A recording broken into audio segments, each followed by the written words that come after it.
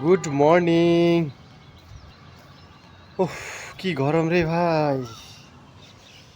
এত গরমে তো টিকা খুব মুশকিল হয়ে যাচ্ছে। এই সকাল সকাল উঠে গেছি, সকাল সকাল উঠে একটু ছাদে এসেছি, কারণ রুমের ভিতরে টিকা খুব মুশকিল হয়ে যাচ্ছে। মনে হচ্ছে বিছানাটা পুরো উনুন হয়ে গেছে, উনুন।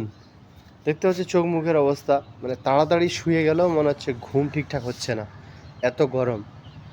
আর প্রতিদিন তো 37-38 ডিগ্রি, মোটামুটি 39 ডিগ্রি সেলসিয়াস এখন পর্যন্ত চলছে। জানি না সামনে আর কত ডিগ্রি সেলসিয়াস পর্যন্ত উঠবে। পরিবেশ পুরো অশান্ত হয়ে গেছে, গরমে একদম জব্দ করে দিচ্ছে। সূর্যটা উঠেছে, আমি অনেক সকাল সকাল উঠে গেছি, টিকা যাচ্ছে না তো বিছানায়।